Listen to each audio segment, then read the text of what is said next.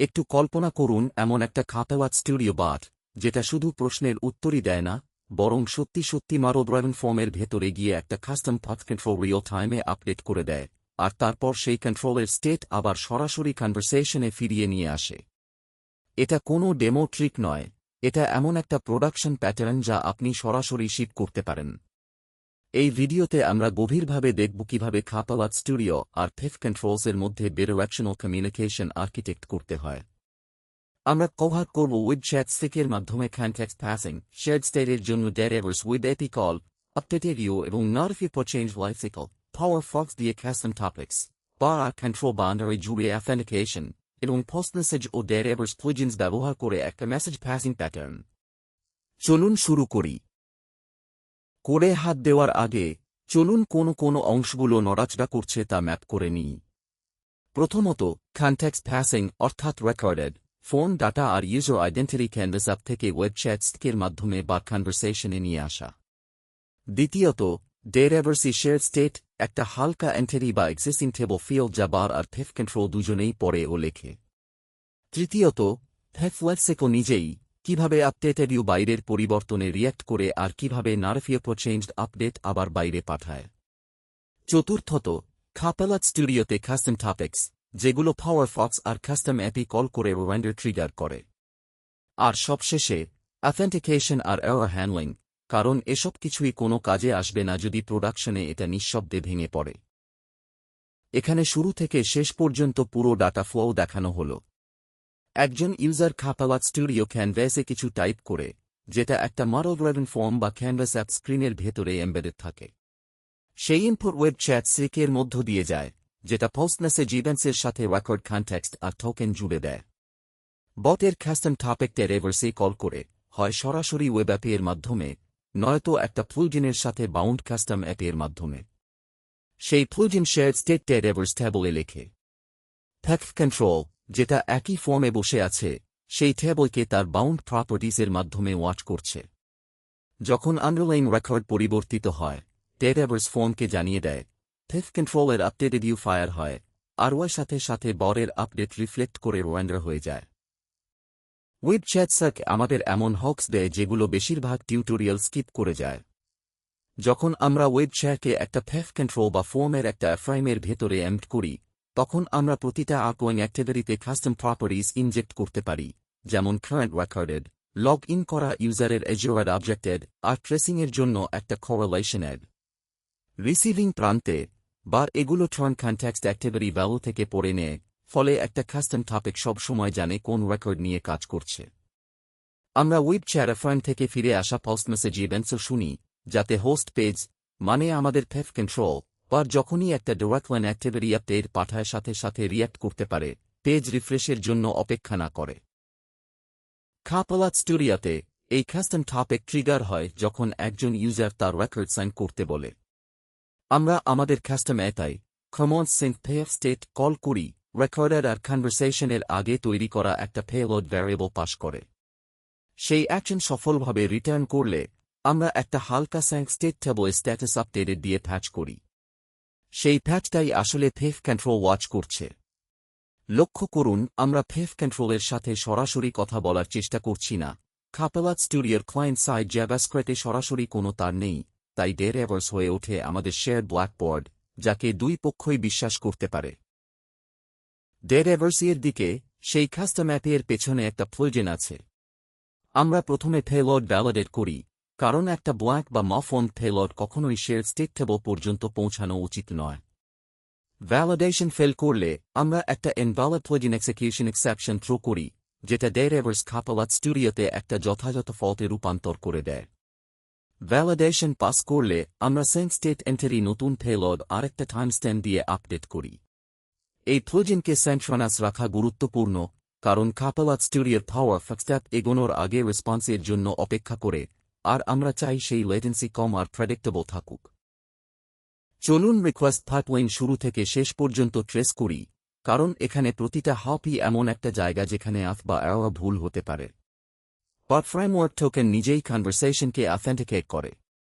আমাদের custom connector তারপর সেই কনটেক্সট বদলে একটা ডেরিভেটিভস কম্প্যাটেবল টোকেন নেয়, সাধারণত সঠিক সিকিউরিটি ওয়াল থাকা একটা অ্যাপ্লিকেশন ইউজের মাধ্যমে। সেই token database web Appy call করে, যা আমাদের কাস্টম অ্যাপাই আর তার পেছনের ট্রোজেনে রুট হয়ে যায়। ট্রোজেন কমিট হয়ে গেলে ডেটাবেস একটা চেঞ্জ সিগন্যাল ফায়ার করে যেটা ফর্ম পর্যন্ত পৌঁছায়। সেই সিগন্যালই শেষে টেপ কন্ট্রোলকে রিফ্রেশ করতে ট্রিগার করে।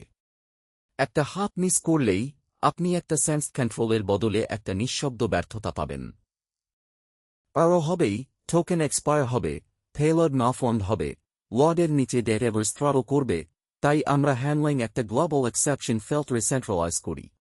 আমরা এটা program.xে একবার রেজিস্টার করি, আর প্রতিটা কন্ট্রোলার অ্যাকশন বিনামূল্যে একই বিহেভিয়ার পায়। ভ্যালিডেশন এক্সেপশনস একটা স্পষ্ট টেবল সহ 400-তে ম্যাপ হয়, ট্যামার আর থ্রটলিং ট্রান্সিয়েন্ট হিসেবে চিহ্নিত একটা 503-তে ম্যাপ হয়, আর অপ্রত্যাশিত যে কোনো কিছু একটা সাধারণ 500-এ ফিরে যায়।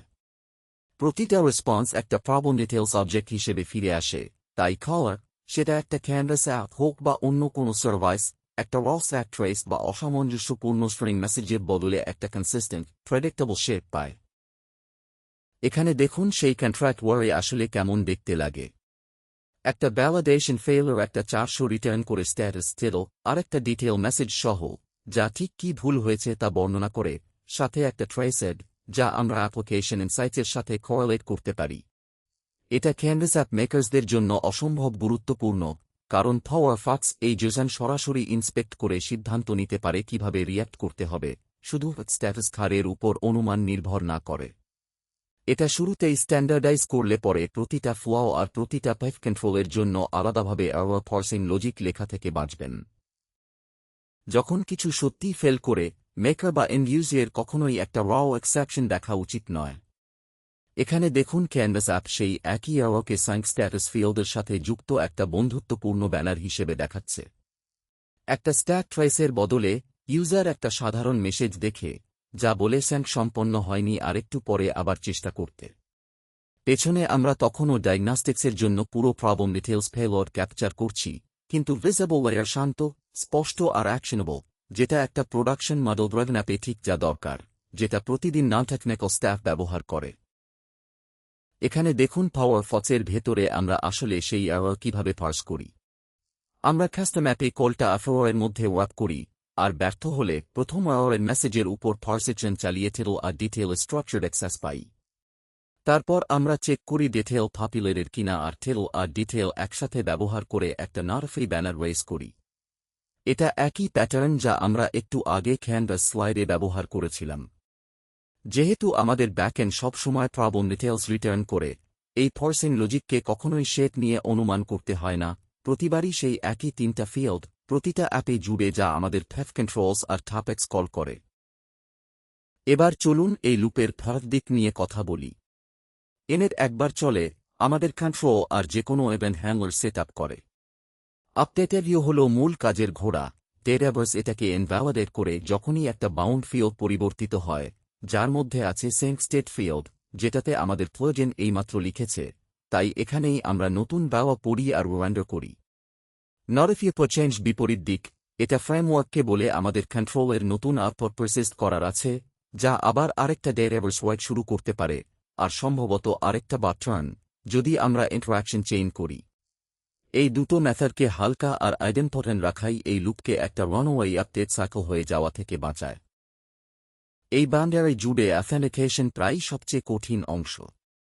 আমাদের ফ্যাফ কন্ট্রোল ডেটাবেস ক্লায়েন্ট এর মাধ্যমে একটা টোকেন পায়, আর যখন এটার কোনো কাস্টম এন্ডপয়েন্টে কনটেক্সট হ্যান্ডওভার করার দরকার হয়, তখন এটা সেই টোকেন একটা হেডার হিসেবে যুক্ত করে। সার্ভার সাইডে এই মিডলওয়্যার পাইপলাইনের শুরুর দিকেই রিকোয়েস্ট ইন্টারসেপ্ট করে, টোকেন পরে আর কনটেক্সট আইটেমসে রেখে দেয়, যাতে পরবর্তী প্রয়োজন কল আর ওয়েব অ্যাপে কলগুলো সবাই একই আইডেন্টিটি শেয়ার করে। এটা চেইনের প্রতিটা হাবকে একটা সিঙ্গল অথেন্টিকেটেড ইউজারের কাছে ট্রেসেবল রাখে, যা সিকিউরিটি রিভিউয়ের জন্য গুরুত্বপূর্ণ, আর ডিবাগিংয়ের জন্য, যখন লুপে কিছু নিঃশব্দে ভেঙে পড়ে। কয়েকটা জিনিস একটা ডেমো আর একটা প্রোডাকশন ডিপ্লয়মেন্টকে আলাদা করে। নিজের লেন্সি নিয়ে সৎ থাকুন। কাপালাত স্টুডিও, একটা কাস্টম অ্যাপই, একটা প্লুজেন, আর একটা রিফ্রেশের মধ্য দিয়ে একটা রাউন্ড ট্রিপ সহজেই 1 সেকেন্ড বা তার বেশি হয়ে যেতে পারে, তাই ইউজারদের সাথে সেই এক্সপেকটেশন সেট করে রাখুন। ট্রান্সিয়েন্ট রিভার্স থ্রটলিংয়ের জন্য সাথে সাথে ফেল না করে এক্সপোনেনশিয়াল ব্যাকআপ সহ রিট্রাই ইমপ্লিমেন্ট করুন। একটা সার্কিট ব্রেকার যোগ করুন যাতে কোনো স্ট্রগলিং ডাউনস্ট্রিম সার্ভিস কনভারসেশনে ক্যাসকেড ফেলিওর না ঘটায়। প্রতিটা রিকোয়েস্ট একটা কোরিলেশনে দিয়ে ট্যাগ করুন আর অ্যাপ্লিকেশন ইনসাইটসে পুশ করুন, যাতে রাত 2টায় যখন একটা সার্ক নিঃশব্দে ফেল করে আপনি আসলেই সেটা ট্রেস করতে পারেন। আর সব সময় ওতে একটা ফাঁকা কন্ট্রোল দেখানোর বদলে গ্রেসফুলি ডিগ্রেড করুন। চলুন রিক্যাপ করি।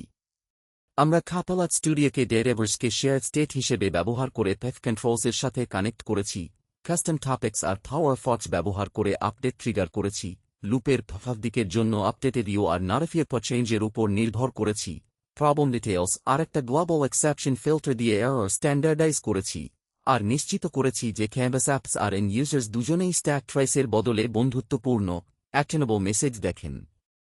এই প্যাটার্ন একটা সিঙ্গল কন্ট্রোলের চেয়ে অনেক বেশি স্কেল করে। একবার এই শেয়ার স্টেট কন্ট্রাক্ট সেট হয়ে গেলে আপনার অ্যাপের যতবার আর কন্ট্রোল দরকার ততগুলোই ওয়ার আপ করতে পারেন। যদি এটা সাহায্য করে থাকে, পাওয়ার প্ল্যাটফর্ম আর্কিটেকচার নিয়ে আরও গভীর ভিডিওর জন্য কমন্স সাবস্ক্রাইব করুন আর নিচে কমেন্টে আপনার প্রশ্ন জানান।